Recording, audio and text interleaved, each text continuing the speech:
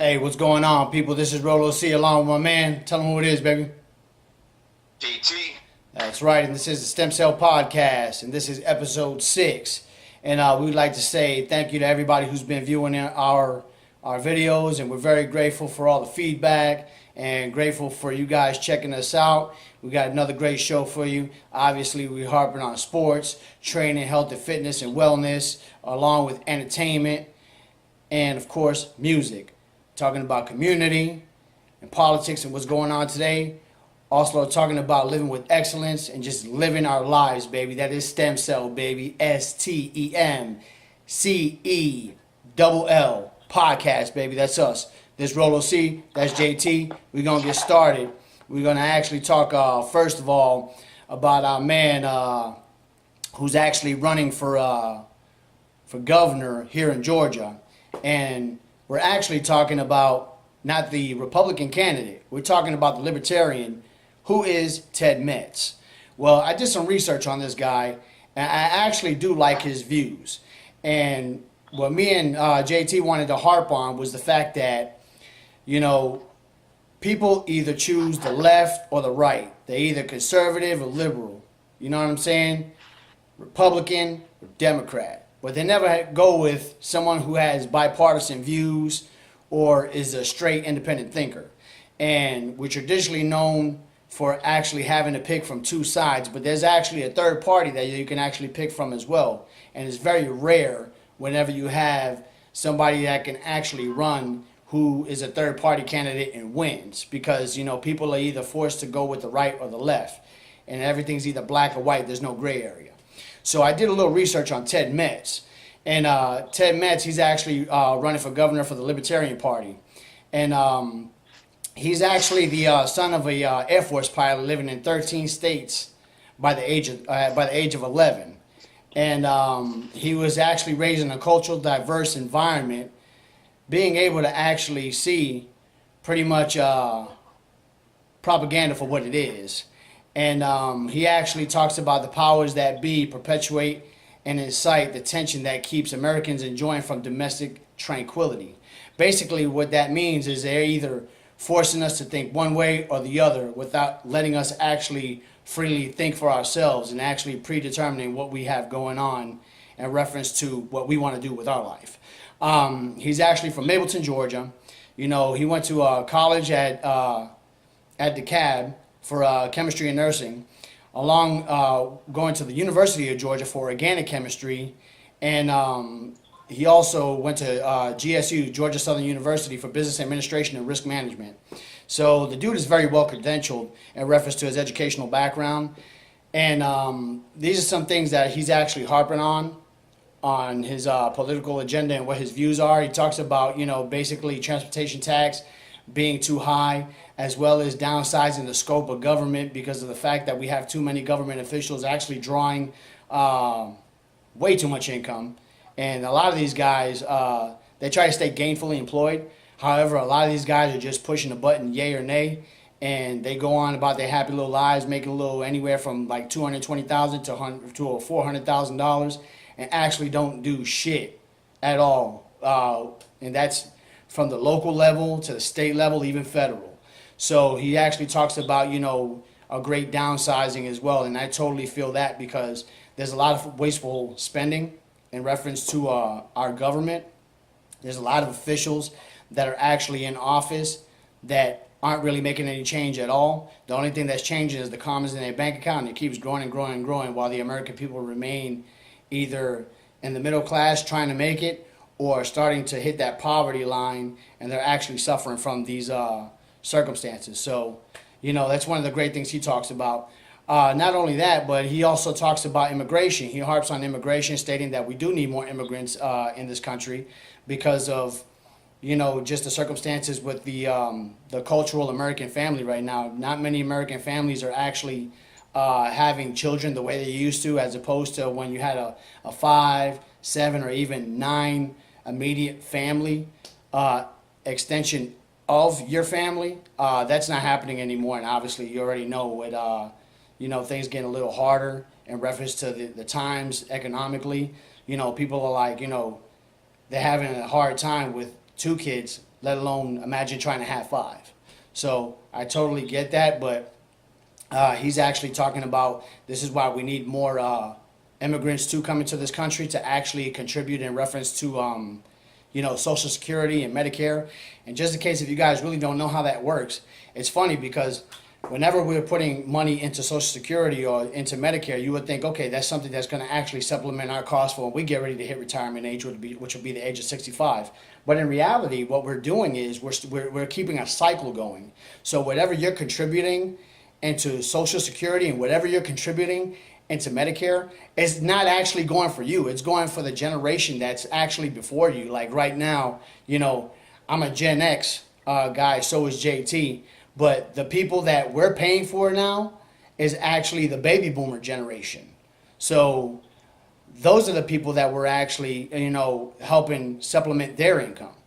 And then you're hoping that the cycle keeps going and you have people that are like us right now, when we turn 65, will continue to contribute. And what Ted Metz is basically saying is that that's a situation that's actually becoming smaller and smaller and smaller. And if we don't open immigration and actually have people working here contributing to that, it's only going to be a detriment for us in the future. So I totally get that.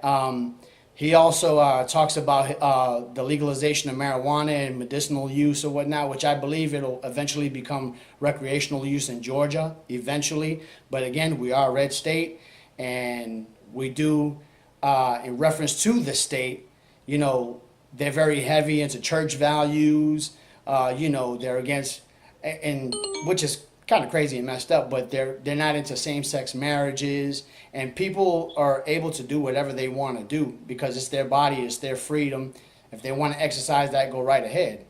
But Georgia's very they're very old school when it comes to things like that, so it's no different than with the marijuana situation. But he talks about it, that it grows naturally from a plant. In Genesis chapter 1, he states God gives every plant to produce a seed. So it's not something that's actually manufactured. It's actually something that's grown from the earth. So he's a firm believer in that as well. He's definitely, he's into the Second Amendment rights, which, obviously in a red state, you already know that they swear by the Second Amendment, but he's not a big-time NRA type guy, National Rifle Association. He's not really into those type of things. But he basically states that criminals should not have access to weapons, nor should they be able to, even be considered on trying to get one. But he said, about, not taking that right away from law-abiding citizens to actually be allowed to own a particular handgun or assault rifle. I totally get that. However, that can be something that's a little misconstrued because for me, and I know for JT as well, we've shot, numerous amounts of weapons in the military, anywhere from a squad assault rifle to an AT-4 cannon to, another form of the squad assault rifle of the M249, things like that. You know what I'm saying? Having access to the M16, M9, an M4, which is basically like an AR-10 in the civilian sector. We've had access to things like that, so we're very skilled and very trained on those weapons. But you have some citizens, even if they're law-abiding and they don't have anything on their record, I personally don't think should own because they're not really skilled at, working with stuff like that. And even in the military, when you're in a war zone, people die of friendly fire, so nothing's guaranteed. But I'd rather leave particular guns like that to the professionals. And that's just basically all I have to say about Ted Metz. I think he would be a great candidate. I think he would actually do very well in, running the office of governor out in Georgia. But truth of the matter is, the thing that I wanted to really harp on, now that I've given you this background of Ted Metz, the Libertarian Party. It's like you wonder if these candidates are actually put in place by conservatives. If the Republican Party is actually putting this particular candidate or any other libertarian into the race to distract indecisive liberal voters to actually sway and go their way, which would actually take votes away from the Democratic nominee. And we talk about this all the time because you have many conservatives who vote Republican, and even though, and it's just, you don't know if it's just a pig-headed nature of the beast, but the thing is, Republicans, whether if the person is right or whether the person they feel is wrong, regardless of what the decisions that are being made, even though that they're Republican, they back their candidate 100%. And one thing about liberals, not all, but most, is that if they don't like who's currently running, for whatever office it is, and if they don't really agree with the Democratic nominee, they're not going to vote Republican, obviously. But what they'll do is they'll sway that vote away from the Democrats and actually vote for a Libertarian, which has absolutely no chance of winning an actual election in reference to, and I'm not saying all the time because you have some Libertarians that actually, do have a place in government, but I'm just saying majority of the time they take those indecisive voters and they actually have it applied to their count, which actually weakens the numbers of the Democratic nominee, and which ultimately makes the Republican nominee look solid in numbers because of the fact that regardless whether the Republican nominee is right or if they're wrong, those conservatives are going to stick to that Republican candidate. So what I'm trying to get at is Libertarians, they are good for our government. However, it's so hard to get strength in numbers for them, being the fact that they have bipartisan type views. And it's more like they're more into what is right about the situation as opposed to, well, this is what our party believes. They're not about this is what the party believes. They're about common sense, common knowledge, like, okay, regardless of which side, whether if it's coming from the left or the right, we want to go with the correct unit of measure. So then that way we can execute the way we need to execute without any political agenda behind it. And unfortunately, we lack that in government. We don't have it in government. And I think I went on a little too long. My apologies, but I'm going to hand this to JT, see what he has to say about it.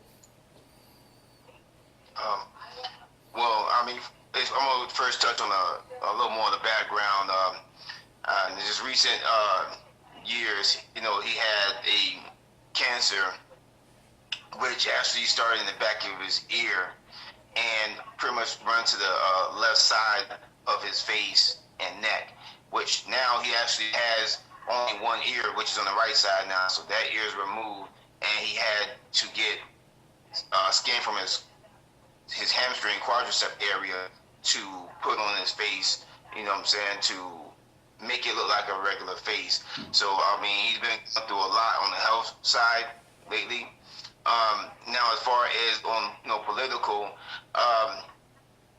for that same incident, for him having the cancer, whatever, what helped him through most of the time before he actually had to have his surgery was the Rick Simpson oil, which is a form of cannabis solution to help with skin disabilities and stuff like that.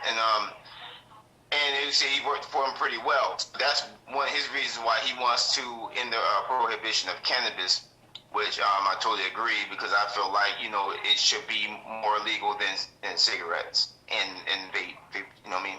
And he also says when there's criminal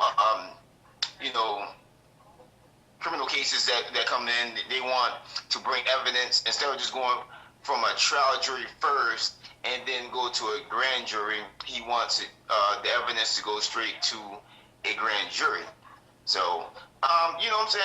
Like you said, I am willing to figure out what this libertarian views are about, because what left, they say, went left and right so much to where it's like, okay, now we understand what this is like. And if you don't feel like it's working out for you, then let's try something different. So I guess, when it's time to vote, I'm going to try this vote. I know it's going to be hard for them to appointed, because it's almost like getting a product from the store. You have your name brands, and then you have what they'll call an off brand. The store brand. Yep. So libertarian is the off brand of politics. You know what I'm saying? Yeah. So, but sometimes, like now, when you're like me and you, who have expanded our views, and I know there's others out there too, you're to a point where you want to try something new, you want to try something different, you want to, let's cut with the people who are trying to sell you a dream, and let's get with people, let's see if they can create a standard for the unusual politics that we've been getting over recent days, Yeah, I totally agree with you. We're in no any way, shape, or form actually trying to sway anybody to vote a certain way. We have our own specific views on how we would take the situation on. But what we're just basically saying is that we can appreciate somebody who's independently thinking. In other words, they're not being brainwashed by mainstream media. Like you see all the time just negative political attacks, negative ads toward one another, dirty politics pretty much. You never hardly ever see somebody who just harps on the good things that need to get done and what needs to happen, and we need to do this and we need to do that. And a bad thing about it is I want people to understand, like you have Stacey Abrams and Brian Kent running for state governor of Georgia. And a lot of times these political ads that attack one another aren't even coming from the candidates themselves. It's actually coming from people who want to promote their agenda and pretty much crush the other person's agenda, so they throw dirty politics into it. So don't get misconstrued all the time whenever you see like negative ads about Stacey Abrams or you see negative ads about Brian Kemp. Like a lot of times these candidates and their campaigns aren't even targeting one another. They're trying to actually promote what they can do. But it's actually the party that's saying, oh, okay, well, you have a division in the parties like, well, we need to go ahead and, put a negative ad toward this Democratic nominee and vice versa, So they'll never get it misconstrued. But the most important right that you should exercise as an American is the right to vote, because you believe that your vote doesn't count or your voice can't be heard. If we didn't believe that, then Andrea Constant wouldn't have never tried to bring to light what Bill Cosby was doing, and he wouldn't have never got convicted. So I bring that up to say this. It took one voice for something to happen out of 60 women that accused him of sexual assault. So don't ever think that your one voice cannot be heard, and don't ever think that your one voice does not count. We greatly appreciate your time. Do you have anything else to add, JT? Oh man, just right quick. Okay. When it comes to Republican and the Democratic Party, even though it seems like they go against each other when it comes to elections, but in the day, they're pretty much pushing the same agenda. They're on the same team. Indeed. All right.